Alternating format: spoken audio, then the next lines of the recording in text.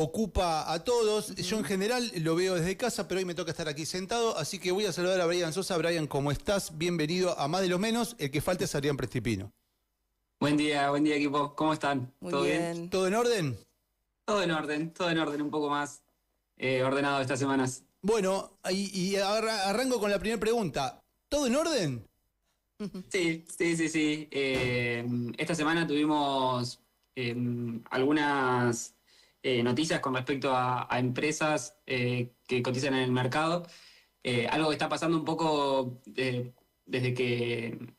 posterior a las elecciones que fue pasando todo noviembre es que un poco por el ánimo internacional hacia los activos argentinos, las empresas argentinas se están aprovechando y están saliendo al mercado a buscar, digamos, financiamiento. Las Como empresas diciendo, y, digamos, algunas provincias también, ¿no?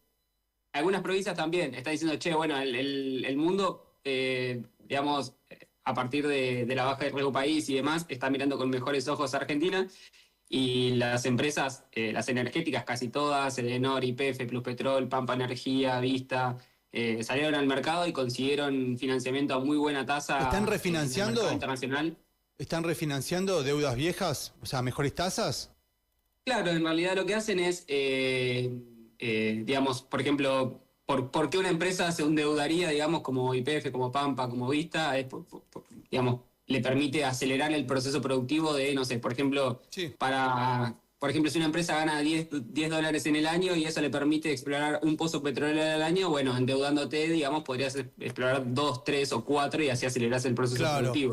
O sea, Pero digo, para eso tenés que endeudarte una tasa, digamos, más o menos razonable y no estaban pudiendo hacerlo, Claro. nada, por el riesgo país Sí. y demás. Entonces, ahora aprovechar un poco todas quizás el apetito de riesgo argentino que hay en el mundo y salieron a colocar y más o menos ingresaron solo en noviembre $2.000 millones de financiamiento privado a empresas, que es súper positivo porque, digamos, es capital privado que pone la plata a empresas argentinas sin necesidad digamos, de financiación extra. claro, Y, sí. perdón, te interrumpía porque, o sea, te preguntaba esto de todo en orden porque, bueno, más o menos, vos eras más preciso, digamos, tenemos un riesgo país que está cerca de los 600, todos están esperando que quiebre esa barrera, la quebró un poquito, bajó, después volvió a subir, están 650, es como que estamos a la vuelta de la esquina de volver a poder endeudarnos a una tasa razonable, a que el fondo deje de ser el único prestador, ¿no? Porque, digamos, cuando acudís al fondo es porque no te presta nadie, y de, entre comillas, o con signos de pregunta, normalizar la economía, pero como vos bien decías, digo, visto que esto tiene mucho que ver con los ánimos. Por supuesto que el mercado recibió bien el resultado electoral, pero si después vos no avanzás con las medidas de fondo, ese espíritu, ese ánimo, ese viento de cola electoral positivo, se diluye. Entonces otra vez, si la economía no muestra señales, digamos, de mayor producción, etcétera, etcétera, o sea, otra vez la percepción de la Argentina vuelve a estar en duda. Entonces ahí el riesgo país te vuelve a subir, etcétera, etcétera. Pero digo... Ahora, por ejemplo, que ya el gobierno está anunciando que el 9 presentaría la reforma laboral. Me imagino que eso también le da al mercado expectativas positivas, bueno, para profundizar, ¿no? Esta baja del riesgo país y poner como, digamos, en marcha el plan económico de Milei, que hasta ahora solamente era, bueno, ordenemos las cuentas. Exacto, sí, ni hablar. Digamos, cada punto de riesgo país ahora que se quiera bajar implica, digamos, una demanda mayor de resultados, porque digo, bajar Claro. el riesgo país de 1.000 a 800 quizás era más cuestión de expectativas, de alinear algunas cosas que tenían que ver más con algún resultado electoral positivo para el oficialismo. Hoy ya, digamos, empieza a pesar quizás reformas estructurales, alguna línea, digamos, económica de largo plazo. Y sí, esto que decís vos, digamos, tuvimos quizás 2 años en los que se priorizó la estabilización de la macroeconomía argentina, ahora quizás empieza a demandar un poco, bueno, cuál es el plan de crecimiento económico y no tanto de estabilización. Y en ese sentido, sí, la baja de riesgo país para llegar a países como Chile o Uruguay, digamos, que tienen 300, 400 puntos menos de riesgo país que nosotros, empieza, digamos, a ser, bueno, ¿qué seguridad jurídica tenemos a largo plazo? ¿Cuál es tu método de acumulación de reservas? ¿Cómo viene, digamos, la balanza comercial? Y ya, digamos, empieza a mirar o sea, empieza a ser más minucioso el análisis y no tanto de, che, ganás o perdés la elección. Claro. Empieza a mirar, por ejemplo, no sé, YPF, che, cómo viene la producción de petróleo, viene bien, viene mal. Bueno, justo este mes tuvimos el récord histórico de producción de barriles de petróleo por día. Entonces, todas esas cosas empiezan a mirarse y a proyectar hacia adelante, digamos, che, bueno, ¿cuántos dólares te pueden ingresar por esa nueva dinámica? Claro, muy claro, Brian. Y consulta, ¿no? ¿Cuál es el riesgo país promedio de Latinoamérica tratando de compararnos, ¿no?, con los actores que han demostrado seriedad? Caso por ahí Brasil, aunque con Lula el último tiempo hubo un poco de inflación, pero siempre mantiene una macro. Brasil, un valor monetario, si bien devaluó un poco, digamos, en el último tiempo, sabemos que, por ejemplo, bueno, gobernó la derecha, gobierna Lula y algunas cosas no se modifican. En Uruguay pasa algo similar, te gobierna el Frente Amplio o te gobierna la derecha y hay cosas que no se tocan. De hecho, Temer, que era de la derecha, fue parte del gabinete de Lula o vice de Lula, entonces, che, ¿cómo puede haber un tipo de izquierda y derecha juntos? Bueno, porque hay cuestiones económicas, ¿no?, que no se discuten, que están aclaradas, o que todo lo contrario, se discuten y se alcanzan consensos que son beneficiosos para el país. O sea, digo, ¿qué riesgo país tiene Brasil? ¿Qué riesgo país tiene Uruguay? ¿Y cuán lejos estamos de eso?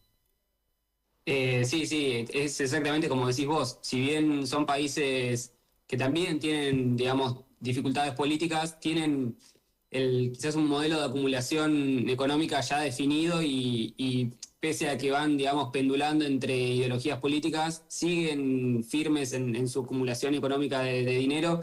Y también, digamos, son países que, por ejemplo, Brasil tiene 300.000 millones de dólares de reserva, ¿no?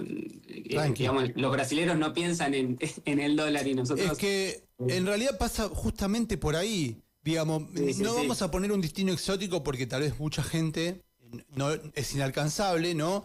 Pero Brasil, que es un destino, tal vez, me permito decir, a donde la clase media en general pudo ir, bueno, vos vas a cualquier lugar y no te aceptan dólares. Claro, tal cual, sí, y eso y digamos los bienes transables quizás de la economía o bienes como, como, como departamentos o autos que nosotros quizás los solemos pensar en dólares, allá los piensan en reales y eso, digamos, habla de quizás la cultura en cuanto a las finanzas en Brasil. Y yendo al riesgo país, sí, el riesgo país de Latinoamérica está más o menos en el orden de 400 puntos el promedio, con lo cual tenés algunos países, la mayoría, digamos, de los países están por debajo y tenés algunos países con mucho riesgo país, como Venezuela, que te tiran el promedio claro, para arriba. Pero, por ejemplo, no sé, un Ecuador, un Paraguay, un Perú. Sí, Ecuador, Paraguay, Perú, Brasil, Chile, Uruguay, tienen riesgo país de entre 200, 300 puntos. Creo que Uruguay es el que mejor está, con 150 puntos de riesgo país. Y digamos, recordemos que el riesgo país es la diferencia entre lo que rinde un bono de Estados Unidos y lo que rinde lo que rinde, digamos, tu propio bono, es decir, qué tan caro te sale a vos pedir plata al mercado. Claro. Y Uruguay hoy le está saliendo 1 o 2 puntos más que Estados Unidos pedirle plata al mercado, con lo cual... digamos, hay una solidez, digamos, que se percibe de la economía uruguaya. Una solidez de largo plazo, pero tiene que ver también con la capacidad de pago o con la voluntad de pago que tiene el país a largo plazo. Porque yo creo que lo he comentado algunas veces, Argentina no está tan endeudada, digamos. Cuando vos mirás la deuda argentina sobre el PBI, no es un ratio alto. Creo que es del 86% más o menos, cuando países como Japón, como Inglaterra, como Alemania tienen todos por arriba del 100%. El tema es que, bueno, tienen riesgo país bajo y a medida que se acerca el vencimiento, vuelven a pedir el financiamiento del mercado y así van... digamos, vamos a bajar un poquito eso al llano. O sea, porque uno dice, che, puta madre, tenés el 80% del PBI comprometido en deuda. Claro, el tema es que si los mercados prevén que vos no tenés problema de pago a largo plazo, te prestan. Claro, tal cual. Sí, porque vos suponete pedís 10 y pagás de interés 1. Cuando llega el momento de pagar, vos pagás 1 y volvés a pedir 10. Claro. Entonces, si de esa deuda del 86%, en realidad tenés deuda en intereses que es mucho más baja. El tema, lo que está pasando ahora es como no tenemos acceso a los mercados internacionales, en enero y en julio de cada año estamos pagando más o menos 6.000 millones de dólares, que eso no lo hace nadie. Claro. Lo que estamos haciendo ahora de pagar deuda en efectivo, eso no lo hace casi nadie en el mundo, Bueno, solo los países que no tienen acceso. ese es el tema del pasado que tenemos, donde la Argentina ha sido un impagador, digamos, un deudor serial. La Argentina ha defaulteado varias veces y dice, che, ¿cómo te voy a prestar a vos y cada vez que te presto no me la devuelves? No, pero te la devuelvo en 5 años con esta tasa. Dale, fenómeno. Che, no te la puedo devolver al final. La hacemos a 10 te pago más tasa. Bueno, entonces después, claro, no te presta nadie, vas al fondo y, digamos, en definitiva tenés que cumplir con los compromisos asumidos. ¿Vos qué pensás, no? Porque ahora ya esto es una pregunta un poco especulativa, digamos, anclándome en estos dichos tuyos, ¿no? Porque es cierto que hay un cachetazo de riesgo país que ha bajado por el tema del resultado electoral, que tiene que ver con especulaciones políticas, pero ahora es mucho más difícil porque tenemos que empezar a mostrar resultados para continuar en esa profundización. Digo, 9 de diciembre, el gobierno anuncia la reforma laboral. Se vota. Entiendo que si el gobierno la manda al Congreso es porque seguramente tenga los votos para sacarla. Se aprueba. ¿Qué pensás qué escenario tendríamos, digamos? ¿Cuánto podría bajar? ¿50 puntos? ¿Quebraremos la barrera de los 600? ¿No la quebraremos? Bien, buena pregunta. Mira, yo creo que el gobierno está esperando a diciembre porque justamente se da el cambio legislativo de senadores y diputados y ahí le daría, digamos, los votos para pasarla. Sí, yo creo que puede haber una baja del riesgo país ahí, que también, digamos, va a estar, no solo eso en la lupa, sino el pago el 9 de enero está el pago, digamos, de amortización y rendimiento de los bonos, que, digamos, en un momento estuvo en duda porque nos veníamos gastando los dólares en el techo de la banda, a ver si se iba a pagar o no. Y ahora, digamos, hay una posibilidad de financiamiento para poder pagarlo y digamos, entre esas dos cosas puede haber una baja de riesgo país importante. Yo creo que no está claro a qué riesgo país quiere apuntar el gobierno para volver a los mercados internacionales. Yo creo que en la zona de 400, que es el, digamos, promedio de Latinoamérica, podríamos volver al mercado y ahí, digamos, ya te sacás de encima el peso de tener que pagar los vencimientos de acá a por lo menos 2 o 3 años. Bueno, eso quería preguntarte, o sea, ¿cuántos años nos quedan para seguir pagando estas cifras que ningún país paga? Y que también, digo, si vos pedís plata y la invertís bien y empezás a generar más producción y más ganancia y te crece el PBI, o sea, se concibe que a futuro pedirías menos o no pedirías guita, ¿no? Pero digo, ¿cuántos compromisos importantes le quedan a Argentina, por ejemplo, para 2026, 2027? Y en tal caso, al finalizarlos, digo, ¿cuándo se podría volver a normalizar con más profundidad la economía, ¿no? Decir, che, ya no debo tanta, no tengo tanta urgencia de pagar vencimientos, puedo, no sé, construir 10 puentes para, no sé, para que 10 puentes, 400 kilómetros de vía, lo que fuere. Bien, sí, yo creo que ahí es contraintuitivo, pero en realidad pedirías más, no pedirías menos. Porque si tu economía crece, suponete que tu PBI pasa de 10 a 20, porque digamos, creciste como Argentina al doble. Vos, si seguís manteniendo el ratio de deuda del 86%, tu deuda pasa, por ejemplo, en vez de 8, pasa a 16. O sea, pediste el doble de plata, pero que tenés el doble de PBI. Digo, es contraintuitivo, pero probablemente pidas más. Y las deudas son a súper largo plazo. Por ejemplo, el bono Claro, más porque te corto prestan en de mejores Argentina. condiciones también.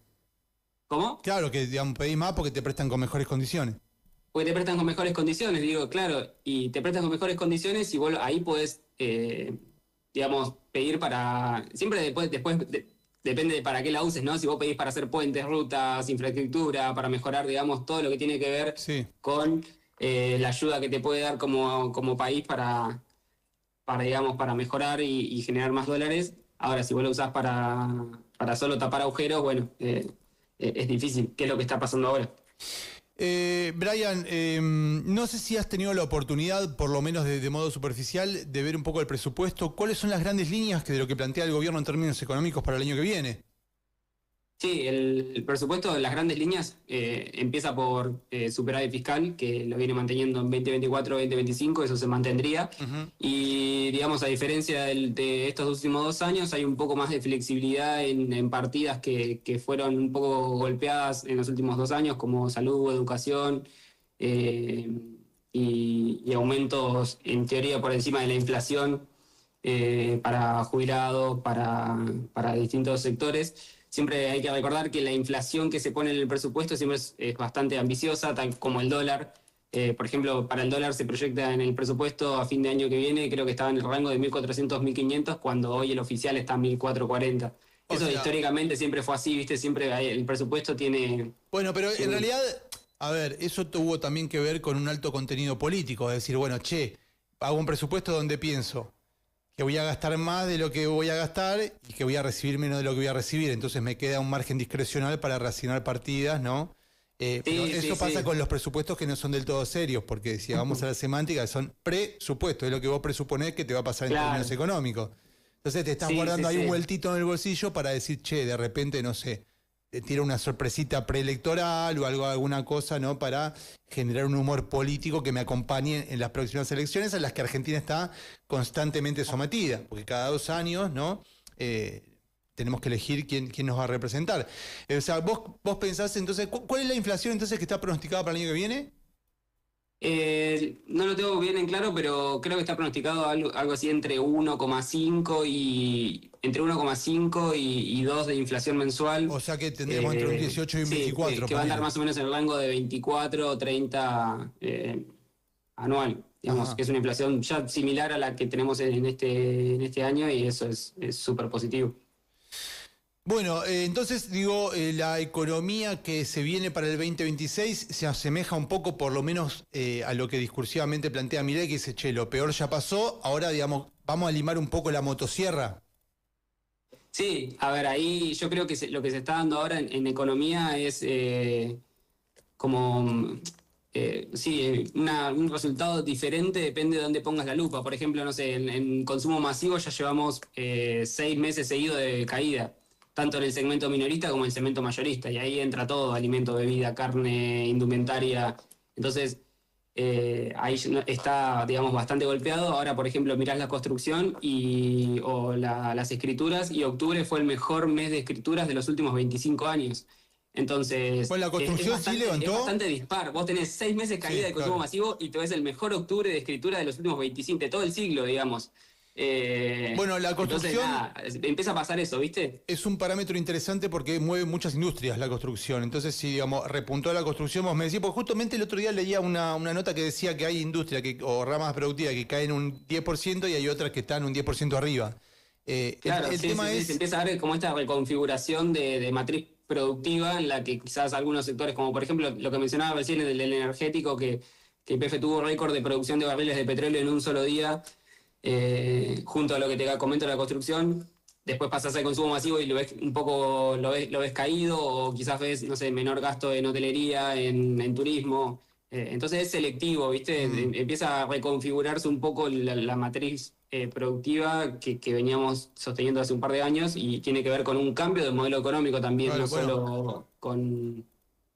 Sí. No, digo, la pregunta es un poco porque tiene justo que ver con lo que estás diciendo, porque de repente vos abrís el diario y ves que cierran empresas y hay 200 laburantes, 300 laburantes, 100 laburantes que se quedan sin laburo, pero tenés otros datos como, che, la producción de petróleo y YPF es récord. Entonces decís, ¿cuándo va a pasar que la macro se junte con la micro o que la gente empiece a sentir que tiene un manguito más en el bolsillo? Que es lo que le importa a la gente, básicamente. E igual esta, Brian, es una pregunta político-económica, ¿no? Porque...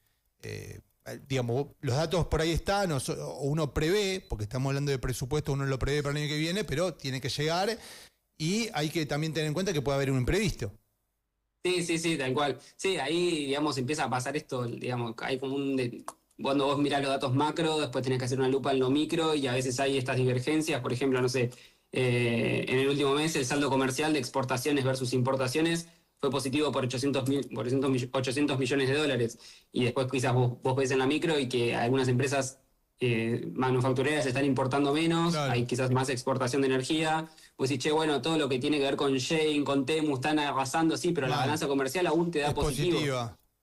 Bueno, Entonces, ayer una empresa... hay que hacer doble clic para entender bien cómo se está diagramando digamos, la matriz productiva Claro. actual. Y después yendo un poco a lo que me preguntaba sobre la falta de pesos que se siente, tiene que ver también con que en los últimos 6 meses, 7 meses, tuvimos una suba de tasas muy, muy fuerte en la economía, con la intención de calmar el dólar previo a las elección, elecciones. sí. que, digamos, ahora está empezando a bajar de vuelta, ya llevamos un mes seguido de tasas en el orden del 20%, que eso es positivo, digamos, porque en la medida que se mantenga a largo plazo, ya, digamos... Invertís en producción y sí, no en bicicleta financiera. claro, fuerza a los bancos a volver a prestar crédito privado. Exacto. Seguramente volvamos a tener otro boom de créditos hipotecarios que ya está pasando en algunos bancos. Y después, digamos, también le baja la morosidad a las empresas de las personas. Primero a las empresas, después a las personas. Un Bien. dato, por ejemplo, ayer salió el balance del Banco Galicia del último trimestre. Mal. Y fue malo, sí, perdió Mal. 87.000 millones Varios bancos, ¿no? Lo de vi. pesos. Sí, sí, sí, fue malo. Y un dato, digamos, que digamos, cuando vos ves el balance de resultados, por ejemplo, la morosidad se le dice previsión por incobrables, que es tipo, che, bueno, Sí, los que no cuánto van a me crece agarpar. el impago de las personas, y ahí tenés personas y familias, creció un 240% trimestre contra trimestre del año anterior. ¿Qué significa? Que las empresas y las personas en el último trimestre estuvieron más endeudadas de lo normal. Y esto lo vemos en general. Siempre quizás escuchamos a algún amigo o alguien que quizás dice, che, tengo la tarjeta de crédito a tope, me está costando llegar al fin de mes. Bueno, eso se vio, digamos, ahora en el balance de Galicia. Y probablemente cuando venga el resultado de los otros bancos también haya crecido. Por eso, para adelante, deberíamos mantener una baja de tasas en este orden, pese a que tiene un potencial costo político de una suba del tipo de cambio, pero digo, es más sano para la economía. Siempre lo decimos, por ejemplo, vos sos una pyme que te pagan con un cheque a 90 días y a tus empleados le tenés que pagar a fin de mes. Cuando vos descontar ese cheque, si lo descontás a una tasa del 100%, nada, si lo haces 2 o 3 Perdés meses guita, seguidos, sí. te fundís. Exacto. Bueno, esta es la de siempre, ¿no? Que, digamos, es de un orden básico de la economía, tanto del sector público como del privado. Si vos gastás más de la que tenés, en algún momento no vas a tener el fondo para rascar. Pero eso, digamos, nada. Después, digamos, obviamente que el ajuste público tiene un costo y el ajuste privado tiene otro. Bueno, Brian, veo que estás peinadito, veo que estás con la pilchita y fachita para salir. Sabemos que tenés compromisos, así que te liberamos. Muchas gracias, muy claro. Y bueno, hablamos pronto. Dale, bueno, muchas gracias, chicos. Que tengan buen día. Chao, Brian. Chao. Hasta la próxima. Bueno, pasaba Brian Sosa, ¿no? Nuestro especialista en finanzas, asesor económico. Cualquier duda o consulta, le pegás un tubazo. Bueno, dio un panorama completo, ¿no? De esta